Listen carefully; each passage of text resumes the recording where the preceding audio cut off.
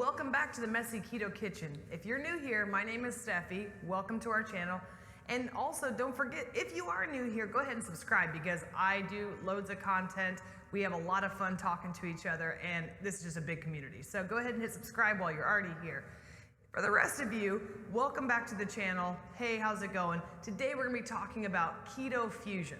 Now, Keto Fusion is a book, I believe it's called the Dubrow, I'm not sure how it's pronounced, Keto Fusion Diet. And it is a book written by Dr. Dubrow or Dubrow, however you pronounce his name, and he's one of the doctors on that TV show Botched, which I have never seen, just so we're all clear. Anyway, I went ahead and read this book, so I'm not saying that you shouldn't read it, but I'm just gonna break it down for you guys so you don't have to read it, because there is a lot of content to this book, and I think I can kind of summarize it for you guys. Not saying, again, not to buy the book. We like to support people in their business endeavors, but let me save you some time. So the first part is a 12-hour fast, okay? And if those of you who are not familiar with intermittent fasting, I'm gonna break it down for you pretty simply, but there's more information to be had out there in case you're curious. But basically, for 12 hours, you're not going to ingest anything that has a caloric impact. So tea, coffee, water, using sweeteners like monk fruit, erythritol, stuff like that. I use sucralose. We're gonna see if it messes with me, but so far, so good. But anyway, for 12 hours, you're going to do that. And remember that your sleeping counts in there. So if you sleep 7 or 8 hours a night, okay, you only have 4 hours left before you can start eating again. So that is gonna be your reset window.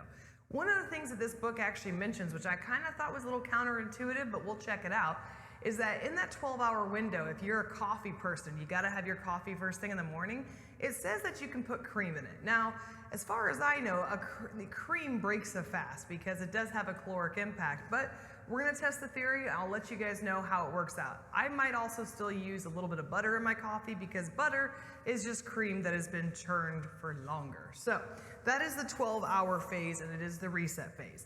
That is followed by an 8-hour phase called the recharge phase. Now, the recharge phase is pretty much just like what you've been following if you've been following a ketogenic diet as it is. It is the protein, good source of quality protein, good source of fats, good quality fats, so like avocado, olive oil, stuff like that, and still keeping your carbohydrates below 20 grams. So that's pretty much, if you've been doing this for a while, you're pretty familiar with that. So that's 8 hours of your day. The last 4 hours is where it kind of gets a little bit more fun. This is where that fusion part comes in. The last 4 hours of the day, they are calling, I have to look at my notes, they are calling it the refuel. So you have 4 hours, you're still doing your quality proteins and quality fats, but now you're putting in a resistant starch. And so resistant starch can be something that has a low glycemic impact. So quinoa, barley, lentils, beans, that kind of stuff would be in there. Rolled oats is actually in there as well. And here's something I learned from this book, and I have researched it to make sure it's actually legit. I didn't think it was real, but if you cook rice and then cool it off and then reheat it like the next day or something, it actually drops the caloric load. It drops the impact that it has glycemically on your body, and it doesn't break down the resistant starch, which is great. So it's kind of like, they call it invisible rice in the book, which is kind of an interesting theory. So that being said, sweet potatoes can be put back into your meal plan, and a little bit of rice and some fruits and stuff like that are low glycemic impact. This is me summarizing this book that was very long down into a very, very small piece for you. So of course I'm gonna do it. I've already done day one. I'm gonna do this. We're gonna test this theory out for 3 weeks. And with that, one of the reasons I'm picking 3 weeks is because there is, it takes 21 days to make or break a habit. Now is the perfect time for us to try something new, see if this is something that, we'd be interested in doing long term, because diet has to be sustainable. And I love the ketogenic diet. You'll never hear me say I do not love it. I think it's amazing. But there is a part that you do get to, at least for me and a lot of other people out there, where you do kind of miss every once in a while having a little bit of starch in your diet, a little bit of rice, a little bit of that sweet potato. Not going overboard necessarily, but having a little bit more variety in your diet. And if it means that it's going to make you stick to something long term and that you feel it's more sustainable, I think that's the end all goal. So again, we're going to test the theory. What I'm planning on doing, the book actually had a ton of recipes in there. They actually had a 3-week meal plan, which is awesome. Again, if you want to buy the book, by all means do it. I did it on Kindle. You can buy a hard copy. But for me, the recipes were very over the top. They are very, very time-consuming recipes. There was actually a recipe in there for, it was zucchini chips, which seemed like really awesome. It's basically, you know, you dry off the zucchini, you bake it, bada bing, bada boom. Except for it took 2 hours to make this one recipe, and it was just like a side dish recipe. I don't have 2 hours to make dinner every night. A lot of us probably don't have 2 hours to do it, and that's how a lot of the recipes were in the book. Not saying that it can't be done. If you got nothing but time and you just love to spend all that time in the kitchen, by all means, buy the book, read the recipes, go for it. Some of them looked really cool. For me, I know that sustainability-wise, I cannot commit to those kind of timelines every single night. Maybe once a week for a special occasion, but not all the time.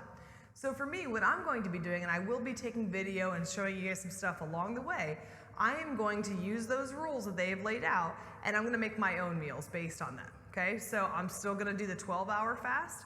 I'm gonna do the 8 hours of following the ketogenic style, and then the last 4 hours of the day, I will be adding a resistant starch or 2 into my meal plan. The other rules that they had basically was that they allow for a cheat day once a week. The only stipulation was that you keep your carbs below, I think it was below 150 grams for that day.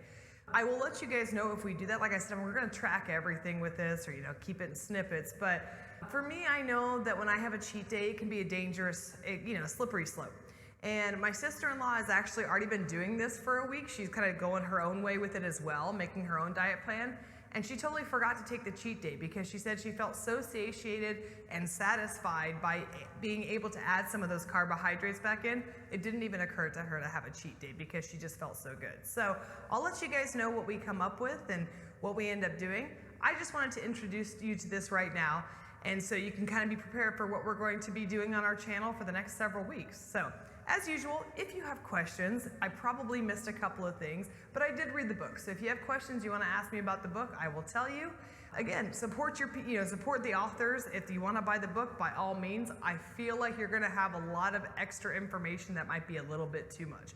That being said, they actually covered every little bit, including the science of how a ketogenic diet works, how your body breaks down fats and stores carbohydrates, all that. And they even have an exercise plan in there for men and women. For me, it was a little bit too much, but for you, it might be super awesome. Anyway, enough of me rambling on. Stay tuned. Every single week, we are going to have a video documenting what we've done with this, what foods we've eaten for the most part, and the results that I have with it. So I cannot wait to show you guys how it all turns out. That being said, stay tuned. See you in the next video. Don't forget to subscribe, make your comments below, and know that you guys are all an important part of our family. We'll see you guys. Bye.